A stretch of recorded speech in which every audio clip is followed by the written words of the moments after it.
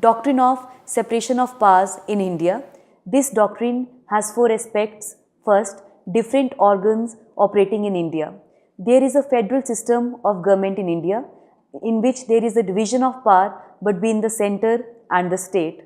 The organs operating at center or union level is legislature, executive and judicial, where legislature is controlled by parliament, executive by president and judiciary by the Supreme Court.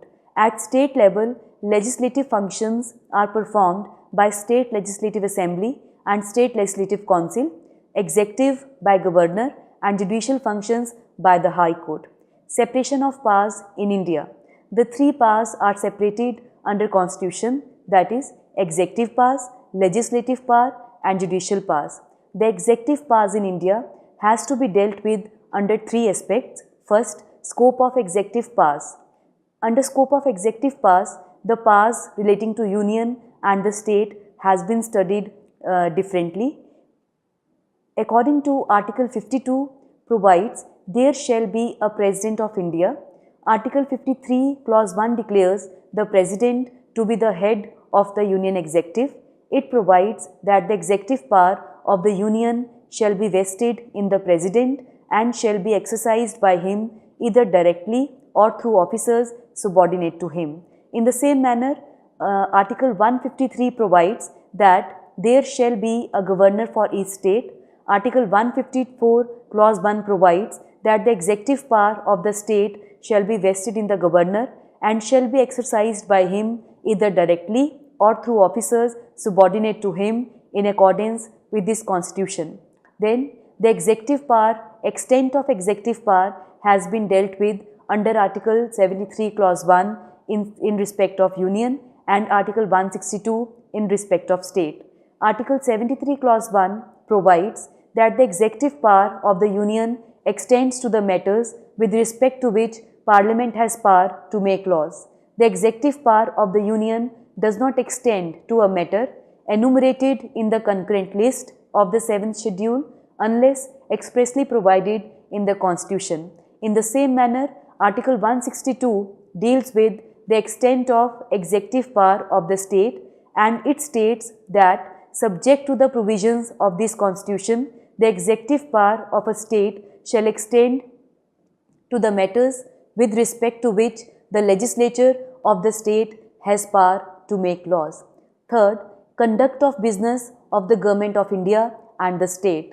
Article 77 requires that every executive action of the Union shall be expressed to be taken in the name of the President, and in the same manner, Article 166 of the Constitution provides that all executive action of the government of a state shall be expressed to be taken in the name of the governor.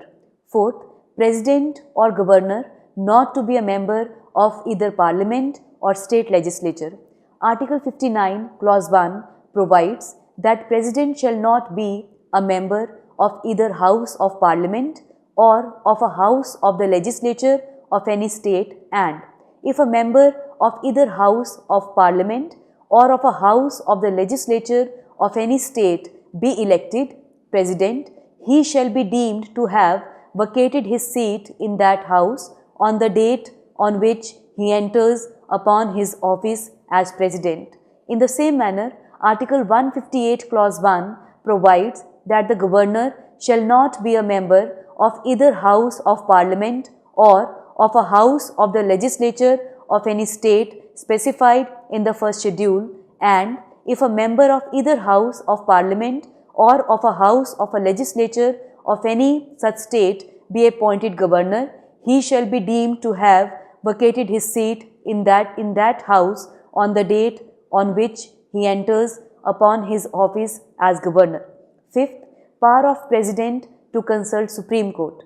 Article 143 clause 1 provides that if it appears to the President that a question of law or fact has arisen or is likely to arise which is of such a nature and of such public importance that it is expedient to obtain the opinion of the Supreme Court upon it, he may refer the question to that court for consideration, and the court may, after such hearing as it thinks fit, report to the President its opinion thereon. Sixth, competent to frame rules regarding condition of the service. Article 309 provides that President is competent to make rules regulating the recruitment and the conditions of service of the persons appointed to such services and posts in connection with the affairs of the Union until provisions in that behalf is made by or under an act of the appropriate legislature. In the same manner, Governor is competent to make rules appointing, regulating the recruitment and the conditions of the service of persons to such services and posts in connection with the affairs of the state until provision in that behalf is made by or under an act of the appropriate legislature. Then, executive powers in India and its interference in the legislative powers. First, executive is a part of legislature also.